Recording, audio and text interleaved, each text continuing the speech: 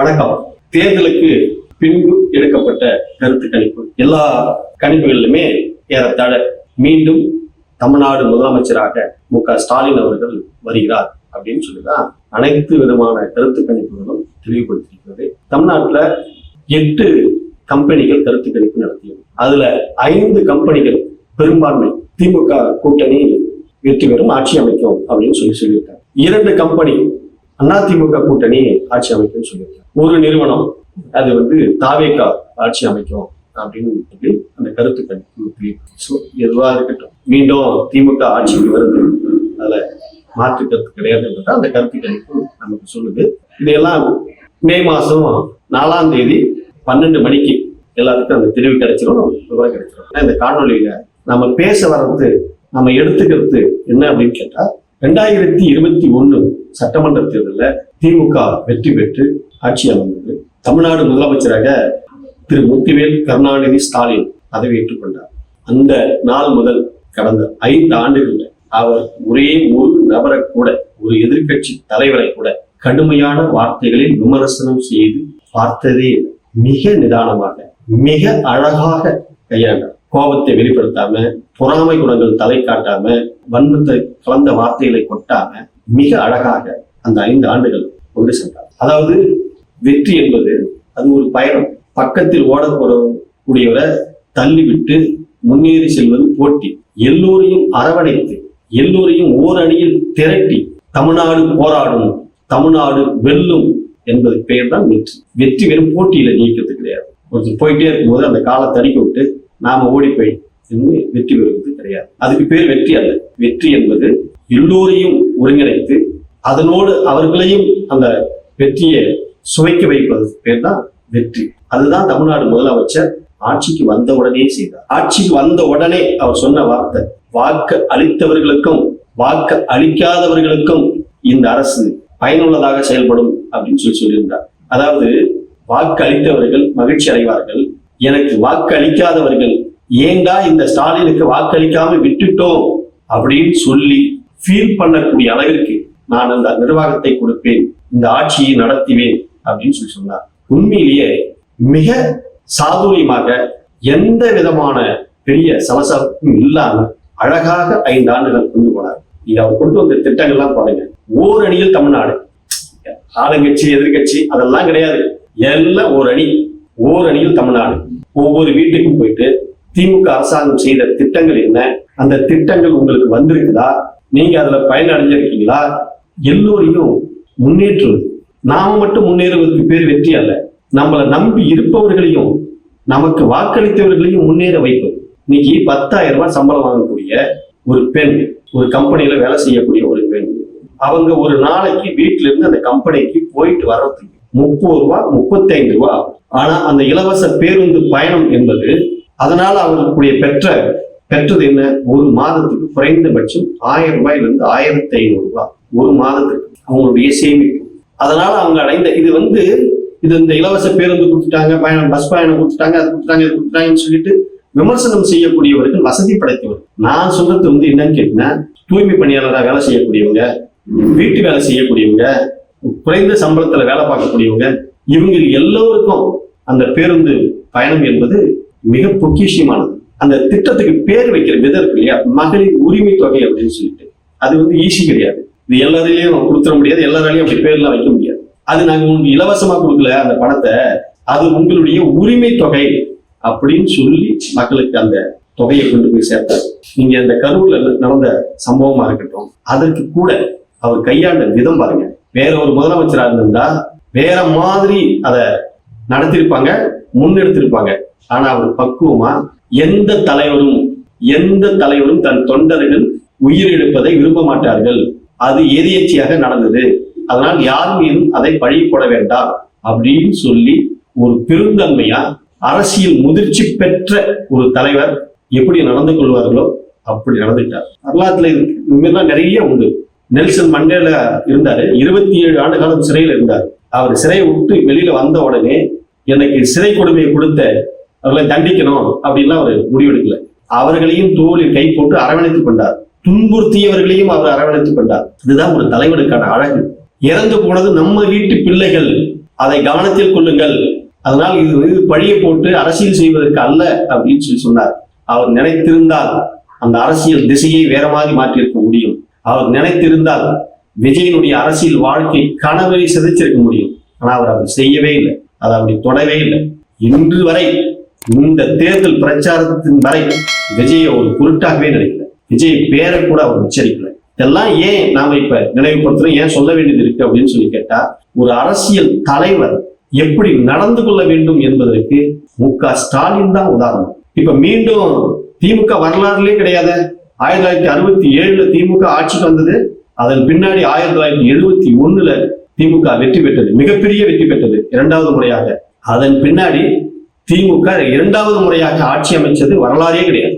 ஏன் இன்னைக்கு மக்கள் இவ்வளவு பெரிய நெருக்கடிக்கு மத்தியில அதிமுக கூட்டணி ஒரு பலமான கூட்டணி, தவேகாவுடைய தலைவர் விஜய் இங்க வந்து ஒரு மிகப்பெரிய அரசியல் மாற்றத்தை ஏற்படுத்தணும் அப்படின்னு சொல்லிட்டு வந்து நிக்கிறாரு. இவர்களுக்கெல்லாம் இடையில ஒரு கூட்டணி அமைச்சு யாரையுமே பிசிறு தட்டாமல் வெளியே அனுப்பாமல் அவர்களையும் அரவணைத்து இழுத்து அந்த கூட்டணியில ஒருங்கிணைத்து, நான் துணை முதலமைச்சராகுவேன், நான் கூட்டணியில ஆட்சியில பங்கு வேண்டும் அப்படின்னு சொன்னவர்களை எல்லாம் ஒருங்கிணைத்து சீட்டு பங்கீட்டுல எந்த விதமான சிக்கலும் இல்லாம நிதானமாக பிரித்து கொடுத்து தேர்தல் களத்தை அவர் அணுகிய முறை ஓரணியில் தமிழ்நாடு அப்படின்னு சொன்ன மாதிரியே தமிழ்நாடு போராடும், தமிழ்நாடு வெல்லும் அப்படின்னாரு. யாருக்கிட்ட போராடுது? மத்திய அரசாங்கம் தான். இங்க தமிழ்நாட்டுல எனக்கு எதிரியே கிடையாது, எனக்கு யாரும் எதிரியே கிடையாது. அதிமுகவா இல்ல, அதெல்லாம் எங்க பங்காளிகள். தவேகாவா இல்ல, அவங்களாம் நம்ம பிள்ளைகள். எனக்கு எதிரி முழுக்க முழுக்க டெல்லி தான். அவங்க தான் இங்க தமிழ்நாட்டுல தமிழ் மொழியை அழிக்கணும்னு சொல்லி கங்கணம் கட்டிக்கிட்டு வராங்க. மும்மொழி கொள்கையை திணிக்கிறதுக்கு வந்துட்டு இருக்காங்க. நம்ம பிள்ளைகள் படிப்பதற்கு காசு கொடுக்காமல் நிறுத்தி வச்சிருக்காங்க. அவங்க தான் நமக்கு எதிரி. எதிரி இங்க யாரும் கிடையாது. தமிழ்நாட்டுல ஒருவருமே எனக்கு எதிரி கிடையாது அப்படின்ற ஒரு தீர்க்கமான ஒரு முடிவெடுத்து தேர்தல் களத்தை சந்தித்த தலைவர் மு.க. ஸ்டாலின். அதனாலதான் அவருக்கு மீண்டும் இரண்டாவது முறையாக அந்த வாய்ப்பு கிடைக்கிறது என்ற ஒரு கருத்து கணிப்பு வந்திருக்கு. இந்த கருத்து கணிப்பு வந்ததுக்கான காரணத்தை இதுதான். இந்த கருத்து கணிப்பு மக்கள் இதுக்காக தான் இருக்கிறாங்க. எவ்வளவு பெரிய அரசியல் அணி வந்திருக்கட்டும், 4 அணியா வந்திருக்கட்டும், 5வது அணியா வந்திருக்கட்டும், எத்தனை அணி வந்தாலும் மீண்டும் அவருக்கான ஒரு வாய்ப்பு கொடுத்திருக்கான காரணம் என்னன்னு கேட்டீங்கன்னா, இப்படி ஒரு அரசியல் முதிர்ச்சி பெற்ற ஒரு தலைவர் களத்தில் இருக்காரு. எதிரணியில அரசியல் முதிர்ச்சியே இல்லாம தமிழ்நாட்டுல எந்த விதமான அரசியல் கோட்பாடும் இல்லாத விஜயா இருக்கட்டும், அது எடப்பாடி பழனிசாமியா இருக்கட்டும், இவங்க எல்லாமே தமிழ்நாட்டுக்கு என்ன தேவை, தமிழ் மக்களுக்கு என்ன தேவை, தமிழர்களுக்கு எது எதெல்லாம் பாதிப்பு, அந்த பாதிப்புகள் எல்லாம் எடுத்து சொல்லாத, பாதிப்புகளை பற்றி கவலைப்படாத, வெறும் தேர்தலை மட்டுமே குறிவைத்து ஒரு போட்டியாளரை சந்திப்பது என்பது அது மட்டுமே வெற்றி அப்படின்னு அவங்க எல்லாம் நினைச்சாங்க. இல்லை இல்லை, அது எல்லாம் வெற்றி அல்ல. போட்டி என்பது அது ஒரு பயணம், வெற்றி என்பது வாழ்க்கை. அது ஒவ்வொரு ஸ்டெப்பா கொண்டுட்டு போயிட்டு இருக்கும் போது எல்லோரையும் அரவணைத்து கொண்டுட்டு போக வேண்டிய ஒரு சூழல் இருக்குது. அதனாலதான் தமிழ்நாட்டு மக்களை எல்லோரையும் ஓரணியில் இணைச்சு இந்த தேர்தலை சந்திச்சிருக்கிறார் தமிழ்நாடு முதலமைச்சர். நீங்க விஜய விஷயங்களை நாம கூர்ந்து கவனிச்சோம் அப்படின்னு சொல்லி கேட்டோம்னா, ஒரு அதிகாரத்தில் இருக்காரு முதலமைச்சர். அவர் நினைச்சிருந்தா எது வேணாலும் பண்ணிருக்கலாம். அதிகாரம் என்பது மற்றவர்களை ஒடுக்குவதற்காக அல்ல, எல்லோரையும் உயர்த்துவதற்காக அப்படின்ற தத்துவத்தை அழகா கொண்டு வந்தவர் தமிழ்நாடு முதலமைச்சர் மு.க. ஸ்டாலின். அதனாலதான் அவருக்கு மீண்டும் இப்போது வெற்றி சுலபமாயிருக்குது. மீண்டும் அவர் ஆட்சி அமைக்க போறாரு அப்படின்றத வந்து கருத்து கணிப்புலாம் வெளியிட்டு இருக்காங்க. இதுதான் காரணம். நீங்க அவர் இப்ப விஜய் ஜெயிப்பாரா, விஜய் எத்தனை சீட்டு ஜெயிப்பாரு, இந்த கருத்து கணிப்பு சரியா தவறா, இதெல்லாம் நீங்க டிபேட் போயிட்டு இருக்கு. அதெல்லாம் இல்ல. விஜய் நாங்க இந்த தொகுதியில ஜெயிக்கிட்டோம். ஜெயிச்ச பின்னாடி அவர் அதே மெச்சூரிட்டியா நடந்துகிட்டோம். ஒரு தலைவரை தன்னை காட்டிக்கிட்டு களத்துல இறங்கி மக்களுக்கு என்னென்ன பிரச்சனை இருக்குதோ அந்த பிரச்சனையை பத்தி பேசிட்டோம். மக்கள் பிரச்சனையை பேசிட்டோம். அவர் வெற்றி பெறட்டும், அடுத்த தேர்தல் அவர் வெற்றி பெறட்டும். அதெல்லாம் யாரும் இங்க தடுக்கல, எதுவுமே சொல்லல. ஆனா களம்னா என்னன்னே தெரியாம இந்த களத்துல நின்று வெறுமே தீய சக்தி, ஒரு 75 ஆண்டு கால ஒரு அரசியல் கட்சிய நீங்க வெறும் தீய சக்தி அப்படின்றத உங்க வன்மத்தை கொட்டிருக்கிறீங்க, உங்களுடைய வெறுப்பை கொட்டிருக்கிறீங்க. மக்கள் அதை அங்கீகரிக்க மாட்டாங்க. ஏதோ சில பர்சன்டேஜ் மக்கள் அங்கீகரிப்பாங்க ஒழிய, அந்த தீய சக்தி நீங்க சொல்லக்கூடிய அந்த கட்சி என்ன செய்திருக்கு தெரியுமா? இங்க தமிழ்நாட்டுக்கு தமிழ்நாடுன்னு பேர் வச்சதே அந்த கட்சி தான். அதுக்கு முன்னாடி நிறைய கட்சிகள் இருக்கு. ஏகப்பட்ட கட்சி இருந்தது, காங்கிரஸ் இருந்தது, கம்யூனிஸ்ட் இருந்தது, எல்லாமே இருந்தாங்க. ஏன் அவங்க எல்லாம் தமிழ்நாட்டுக்கு தமிழ்நாடுன்னு பேர் வைக்கல? இவங்கதான் இருமொழி கொள்கைன்னு சொல்லி இங்க கொண்டுட்டு வந்து இந்த தமிழ்நாட்டினுடைய மிகப்பெரிய வளர்ச்சியை உருவாக்கியது திமுக தான். நீங்க என்னவோ சொல்றீங்க, வரைங்க, நேரா வந்துட்டு ஒரு வசனத்தை எடுத்து வரீங்க, வன்மத்தை கொட்டுறீங்க. நடிகர் ரஜினிகாந்த் ஒரு விஷயத்த ஒரு நிகழ்ச்சியில சொன்னாரு, கோபம் கொட்டிட்ட, கோபத்துல பேசுறது அந்த நேரத்துல, நிதான தவறி பேசுறது அந்த நேரத்துல அது பலன் கொடுத்த மாதிரி தெரியும். ஆனா அது ஏற்படுத்தக்கூடிய பாதிப்பு இருக்குல்ல, மிக பிரமாண்டமா இருக்கும்.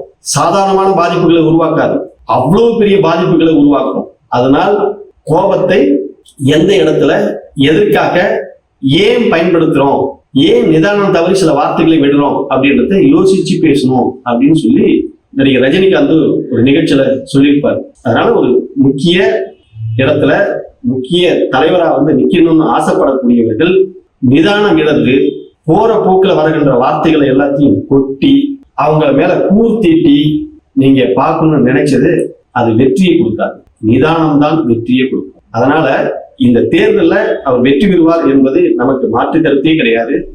அவர் இந்த தேர்தல் மட்டும் கிடையாது, எந்த ஒரு விஷயத்தையும் அதை நம்ம வந்து பதிவு பண்ண வேண்டியது. அதாவது வேலை தெரிந்தவர்களிடம், வேலைக்காரர்களிடம் ஒரு நிர்வாகம் போய்விட்டது என்றால், அவர் கையில வசப்பட்டு கொண்டால் மீண்டும் அவர்களிடம் திருப்பி பெறுவது என்பது கடினமான காரியம். வேலை தெரியாதவங்கிட்ட இருந்து ஆட்சி பிடிக்கலாம். ஒரு மளிகை கடை இருக்கு, அந்த மளிகை கடையில என்னன்னே தெரியாதவர்களிடம் மளிகை கடை வச்சாருன்னா, போய் முதலாளியா உட்கார்ந்தாருன்னா அவர் சீக்கிரம் அந்த கடையை காலி பண்ணிட்டு வெளில வந்துருவாரு. ஆனா சாதாரணமா ஒரு தொழிலாளியா இருந்து முதலாளியா உயர்ந்த அந்த மளிகை கடை உரிமையாளர்களிடம் அவ்வளவு ஈஸியா அந்த மளிகை கடையை நீங்க வாங்கிட முடியாது. ஏன்னா அவருக்கு வேலை தெரியும். அந்த மாதிரி இப்போது இருக்கக்கூடிய இந்த தமிழ்நாடு முதலமைச்சருக்கு அவருக்கு வேலை தெரியும். என்ன வேலை தெரியும் அப்படின்னு சொல்லி கேட்டா, ஏறத்தாழ 50 ஆண்டு காலம் ஒரு அரசியலில் ஊறி நிதானத்தையும் பக்குவத்தையும் பெற்று அதன் மூலமாக வெற்றி அடைந்தவர். அதனால அவர்கிட்ட இருந்து நீங்க ஆட்சியை கைப்பற்றணும், மீட்டெடுக்கணும் அப்படின்னு நினைக்கிறது வந்து சாதாரணமான காரியம் அல்ல. அது நடக்கவும் நடக்காது.